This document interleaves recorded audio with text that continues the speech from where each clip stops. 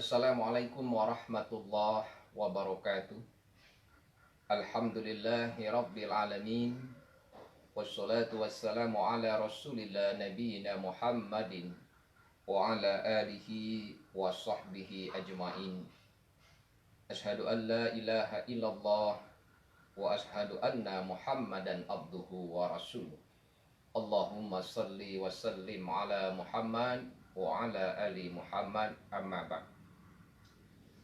Pemirsa media yang insya Allah di hari kelima kita menunaikan ibadah di bulan suci Ramadan ini, Allah selalu membimbing nilai-nilai keimanan dan keislaman kita di bulan yang sangat istimewa, di mana Allah memberikan rahmah kasih sayangnya kepada hambanya, di mana Allah membukakan pintu maaf bagi setiap hamba yang memohon maaf kepadanya, di mana Allah menghindarkan kita dari siksaan api neraka bagi siapa hamba yang menghendakinya.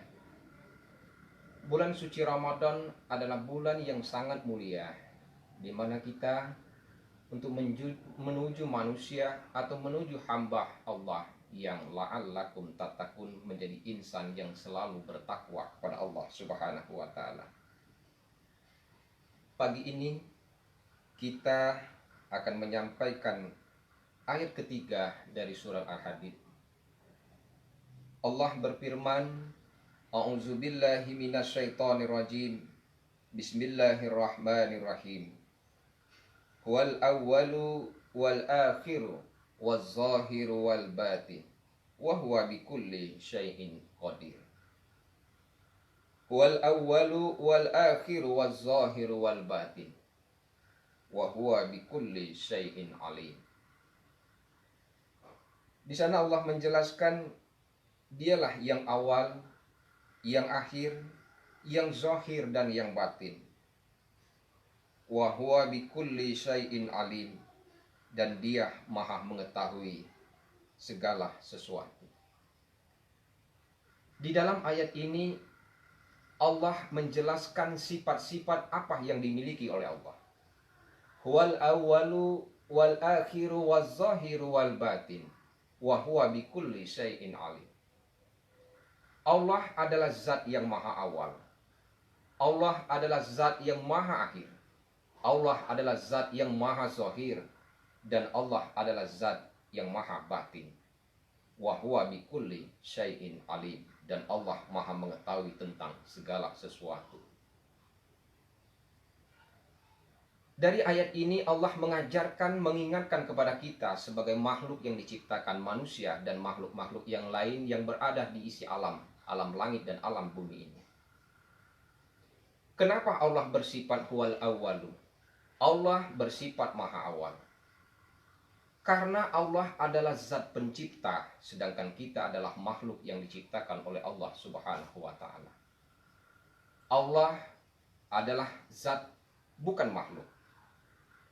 Nah, kita sebagai manusia, sebagai makhluk yang untuk beribadah, berkewajiban menyembah dan beribadah kepada Allah, sadarkan bahwa diri kita adalah makhluk yang diciptakan oleh Allah Subhanahu wa taala. Wal akhir, dan Allah juga bersifat maha akhir. Kenapa Allah disebut dalam ayat ini maha akhir? Karena Allah adalah zat yang maha awal. Arti dia adalah zat yang paling awal. Allah adalah zat pencipta, sedangkan kita adalah makhluk yang diciptakan. Ketika dia bergandengan wal akhiru, artinya Allah maha mengakhiri. Kenapa? Karena Allah mempunyai hak untuk mengakhiri tentang segala sesuatu. Huwal awwalu, Allah adalah zat awal. Allah adalah zat pencipta. Manusia dan makhluk beserta isinya adalah makhluk yang diciptakan oleh Allah Subhanahu wa taala. Ketika kita bertanya tentang siapa Allah, di dalam ilmu tauhid, kalau kita bertanya dari mana asal usulnya Allah, dari unsur apa Allah itu diciptakan, maka hukumnya adalah haram di hadapan Allah Subhanahu wa taala. Ma'asyiral muslimin, jamaah media yang insya Allah dimuliakan Allah Subhanahu wa taala. Kemudian Allah bersifat waz-zahir. Waz-zahiru, bersifat zahir, artinya kelihatan. Pertanyaan kita adalah, bagaimana mungkin Allah itu bisa dilihat? Allah tidak bisa dilihat, tapi Allah bisa dirasakan.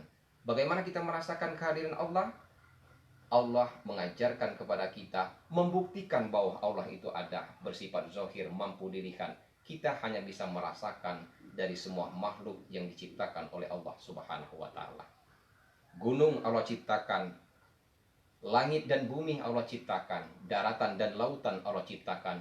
Itu membuktikan bahwa Allah itu ada. Manusia diciptakan hidup dan mati, atau mati kemudian hidup. Itu juga membuktikan bahwa Allah itu ada. Kemudian yang ketiga di dalam ayat ketiga ini, wal batin. Allah bersifat batin. Batin di sini tidak kelihatan. Lalu pertanyaan kita, di awal tadi Allah itu bersifat zahir, mampu kita lihat. Tapi bukan melihat seperti kita melihat wujud manusia atau wujud makhluk yang diciptakan melihat Allah. Kita hanya bisa merasakan bahwa kehadiran Allah itu hanya bisa dirasakan dengan isi apa makhluk yang diciptakan di alam dunia ini. Kemudian di dalam ayat ini, wal batin. Allah bersifat batin. Batin artinya tidak kelihatan. Bagaimana mungkin korelasi zahir dan batin ini Allah tampakkan di sini? Batin di sini Allah tidak bisa kita lihat, tapi kita bisa rasakan. Apa sesuatu yang batin? Apa yang ada pada panca indera kita? Akal, pikiran, hati, mata, roh, nafsu, itu semua adalah batin. Semuanya bisa kita rasakan, tapi tidak bisa semuanya bisa kita rasakan, tapi tidak bisa kita lihat. Sebuah contoh adalah sesuatu yang tidak kelihatan tapi bisa kita rasakan, dan dampaknya sangat luar biasa kita rasakan. Ketika kita bertemu dengan sahabat, wahai sahabat, kenapa badanmu sangat kurus sekali seperti orang yang tampak sakit? Ketika kita tanya dan periksa mereka ke dokter, padahal mereka tidak mempunyai sakit apapun, tapi mereka terkena sakit batin yang menyebabkan mereka kurus. Tidak kelihatan tapi bisa dirasakan kehadirannya. Allah bersifat batin, artinya Allah memang tidak bisa dilihat, tetapi batin bisa dirasakan oleh makhluk yang menyadari yang Allah berikan kepada manusia, karena manusia adalah makhluk yang paling sempurna. Kenapa manusia disebut makhluk yang paling sempurna? Karena manusia mempunyai potensi akal, potensi hati, potensi roh, potensi nafsu, dan fitrah agama yang mengatur kehidupan manusia. Wa huwa bikulli syai'in alim. Dan dia maha mengetahui tentang segala sesuatu. Ada kalimat syai'in alim di sini. Allah maha mengetahui tentang segala sesuatu yang bakal terjadi, atau Allah itu maha mengatur tentang segala sesuatu yang mungkin akan terjadi pada hidup kita. Kita tidak bisa lari dari kehidupan itu. Wa huwa bikulli syai'in alim. Dan dia maha mengetahui tentang segala sesuatu. Apa yang tersembunyi di dalam hati kita, apa yang terdetak dan tergetar di dalam hati kita, apa yang terniat di dalam hati kita, Allah sangat mengetahui. Sehingga Islam mengajarkan, barang siapa yang berniat yang baik, Allah sudah catat satu pahala. Ketika niat yang baik itu kita lakukan, maka Allah mencatat 2 pahala. Tapi barang siapa yang berniat yang jahat, ketika berniat yang jahat, Allah belum catat menjadi sebuah dosa atau sebuah keburukan di dalam hal itu. Tapi ketika niat yang jahat itu kita lakukan, baru dicatat bahwa itu adalah perbuatan keji dan perbuatan yang salah. Jamaah media yang insya Allah dimuliakan Allah, mari ikuti setiap hari, setiap pagi kita dalam kajian tafsir tematik Quran, surah Al-Hadid dan sebagainya. Mudah-mudahan di hari kelima bulan suci Ramadan ini Allah selalu membimbing kita, selalu menjaga nilai-nilai keimanan dan keislaman kita, sehingga kita dijaga oleh Allah. Dan Allah akan mengangkat pasukannya yang bernama virus corona, yang melanda bumi, yang melanda negara, yang melanda kehidupan umat beragama. Sehingga semua tali, sehingga semua roda kehidupan, baik kehidupan berbangsa dan bernegara, kehidupan di bidang ekonomi, kehidupan di bidang agama, bisa kita rasakan macet total akibat Allah mengirim pasukannya yang bernama virus corona ini. Tetapi di balik sebuah musibah pasti ada hikmah ketika kita mengambil. Afala ta'qilun, kenapa kita tidak pernah berpikir? Di balik musibah ini mungkin Allah mengajarkan kepada kita dengan adanya virus ini, kita lebih banyak di rumah bekerja. Dengan kesempatan di bulan suci Ramadan ini, kita gunakan waktu yang sebaik-baiknya untuk mendekatkan diri dan beribadah di bulan suci Ramadan. Mudah-mudahan Allah jaga kita agar selalu menjadi insan-insan yang bertakwa, dan kita tetap memohon kepada Allah agar kita bisa melakukan ibadah yang khusyuk tanpa adanya kekhawatiran dan rasa takut.